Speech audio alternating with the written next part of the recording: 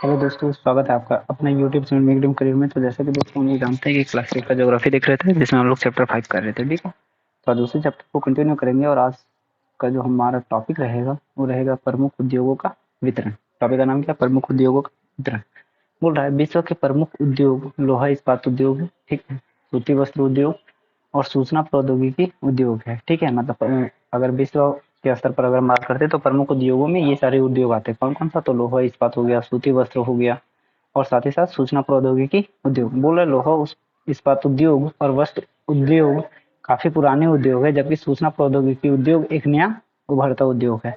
बोल रहा है कि अगर पुराने उद्योगों का बात करें तो लोहा इस्पात उद्योग मतलब लोहा और स्टील वगैरह का जहाँ पर प्रोडक्शन वगैरह होता है, और साथ ही साथ बोल रहा है सूती वस्त्र मतलब वस्त्र वगैरह का जहाँ कपड़े का उत्पादन होता है, ये सारे पुराने हैं। बल्कि जबकि अगर हम जस्ट अपोजिट में बात करें तो सूचना प्रौद्योगिकी उद्योग क्या है? नया उद्योग है।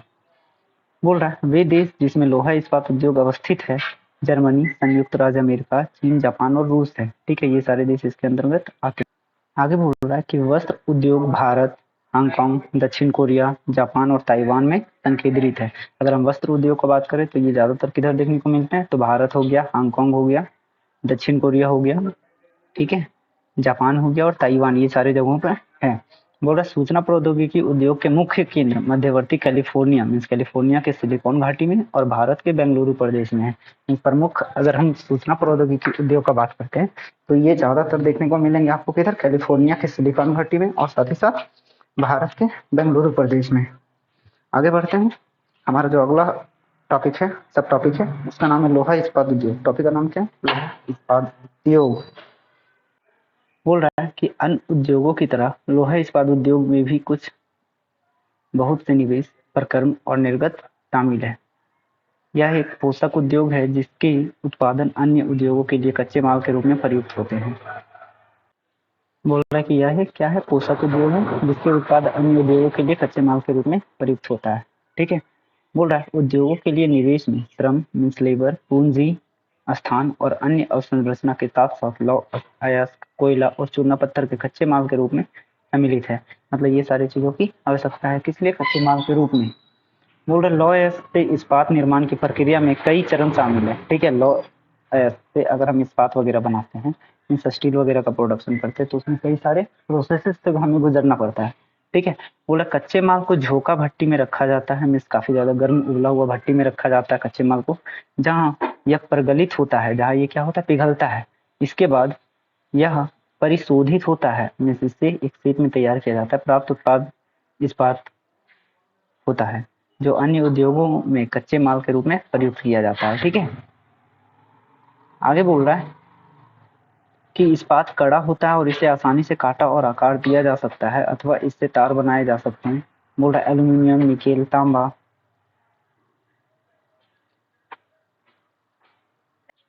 जैसी अन्य धातुओं को छोटी छोटी मात्रा में इस्पात में मिलाकर इसकी मिश्र धातु बनाई जा सकती है। मिश्र धातु इस्पात को असामान्यता, कठोरता, दृढ़ता और जंग प्रतिरोधक क्षमता प्रदान करती है। जब भी इस्पात वगैरह का जो प्रोडक्शन होता है वो काफी ज्यादा क्या होता है? कठोर होता है, दृढ़ता होता है, जंग प्रतिरोधक क्षमता होती है इसके पास, मतलब इसमें जंग वगैरह नहीं लगती है जल्दी। बोल रहा है इस्पात प्राय आधुनिक उद्योगों को मेरुदंड कहलाता है। ठीक है, मतलब आधुनिक उद्योगों में जब ये प्रयोग होता है तो उसे क्या बोलते हैं? मेरुदंड कहा जाता है। लगभग सारी वस्तुएं जिनका हम उपभोग करते हैं वे या तो लोहा या इस्पात से बने हैं अथवा इन धातुओं से निर्मित औजारों और मशीनों से बने होते हैं। ठीक है, बोला कि हम जितने भी चीजों का यूज करते हैं वो ज्यादातर लोहे से या फिर इस्पात मीन्स स्टील के बने होते हैं। बोल रहा है पोत, रेलगाड़ी, ट्रक और ऑटो अधिकांशतः इस्पात से बने हैं। मतलब ये सारी चीज ज्यादातर हमारे स्टील इस्पात से बने होते हैं। यहाँ तक कि सेफ्टी पिन, सुइयां जिनका उपयोग आप करते हैं वे भी इस्पात से बनती है। जैसे कि हम लोग जानते हैं कि जो भी सुई हो गया या फिर सेफ्टी पिन वगैरह का यूज करते हैं वो भी किससे बने होते हैं? स्टील के बने होते हैं। बोला है तेलकुप इस्पात से बनी मशीनों से तेलकूप इस्पात से बनी मशीनों से बोधित किए जाते हैं। इस्पात की पाइपलाइन से तेल परिवाहित किया जाता है। खनिजों को खनन इस्पात के उपकरणों से होता है। ठीक है, मतलब जब भी खनिज वगैरह का खनन होता है तो ये कहाँ? इस्पात के उपकरणों से किया जाता है। मतलब ज्यादातर जो मशीनें वगैरह होती है वो किनकी होती है? स्टील वगैरह की होती है। बोला कृषि के यंत्र प्राय इस्पात के बने होते हैं। जो भी कृषि के लिए जो भी मशीनों वगैरह का जरूरत होता है वो सारे लगभग ज्यादातर इस्पात के बने होते हैं। या तो लोहा या स्टील वगैरह का बना होता है। विशाल भवनों का ढांचा इस्पात का बनाया जाता है, ठीक है, बड़े बड़े भवनों का भी ढांचा किससे बनाया जाता है, तो इस्पात से। बोला 1800 ईस्वी के पूर्व इस्पात उद्योग वहां स्थित थे जहां कच्चा माल, विद्युत आपूर्ति और बहता जल आसानी से उपलब्ध है। बोला कि 1800 ईस्वी के पहले का अगर हम बात करते हैं तो इस्पात उद्योग उन सारी जगहों पे ज्यादातर स्टेब्लिश किए जाते थे जहां पर कच्चा माल आसानी से मिल जाता होगा, विद्युत वगैरह इजिली अवेलेबल हो जाता है, इलेक्ट्रिसिटी, और जहाँ पर पानियाँ अच्छी और अच्छे तरह से मिल जाती होगी। बोल रहा है बाद में उद्योगों के लिए आदर्श स्थिति कोयला क्षेत्र के समीप नहरों और रेलवे के निकट थी, ठीक है। बोल रहा है कि अगर बात करते हैं तो कोयला क्षेत्र के समीप वगैरह में इन सारे मतलब इस्पात उद्योग का स्टेब्लिशमेंट किया जाने लगा। फिर नहरों वगैरह के सामने किया जाने लगा और जहाँ रेलवे लाइन आसानी से गुजरती हो, मतलब रेलवे जहाँ आसानी से पहुंच सके। 1950 के बाद लोहा और इस्पात उद्योग समुद्र पतन के निकट समाप्त भूमि के विशाल क्षेत्रों में केंद्रित होने शुरू हुए। बोला कि अगर 1950 के बाद का अगर हम बात करते हैं तो लोहा और इस्पात उद्योग जो है सो समुद्र पतन के निकट मतलब समुद्री तट की ओर क्या होने लगे, स्टेब्लिशमेंट होने लगा इनका।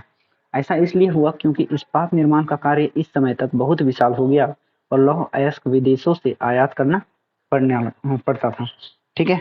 समुद्री तट पर इसलिए एस्टेब्लिशमेंट किया जाता था, इसलिए वहां स्थापित किए जाते थे क्योंकि हमें विदेशों से क्या किया जाता था, लौह अयस्क को मंगाना पड़ रहा था, ठीक है।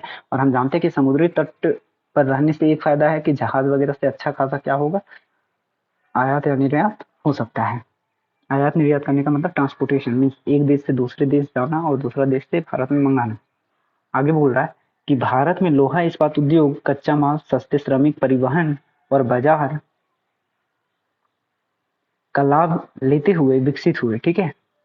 आगे बोल रहा है सभी महत्वपूर्ण इस्पात उत्पादक केंद्र जैसे भिलाई हो गया, दुर्गापुर, बर्नपुर, जमशेदपुर, राउरकेला, बोकारो एक ही प्रदेश में स्थित है जो 4 राज्यों में फैले हैं, ठीक है।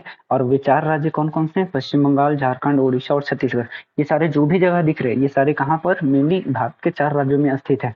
पहला पश्चिम बंगाल, दूसरा झारखंड, उड़ीसा और छत्तीसगढ़ में। जैसे जो भी दिख रहा है हमारा भिलाई हो गया, दुर्गापुर हो गया, बर्नपुर हो गया, ये सारे कहाँ है, बंगाल में।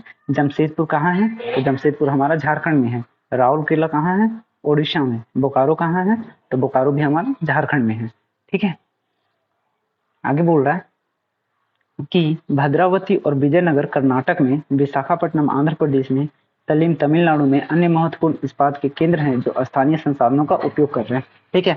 और ये झारखंड, पश्चिम बंगाल, उड़ीसा और छत्तीसगढ़ को छोड़ के अगर हम बात करें तो और जगह भी इन सारे का उद्योग देखने को मिलता है। जैसे भद्रावती और विजयनगर जो कहाँ है, हमारा कर्नाटक में है, और विशाखापट्टनम जो आंध्र प्रदेश में है, सलीम जो तमिलनाडु में है, ये सारे दूसरे इसके क्या है, केंद्र हैं।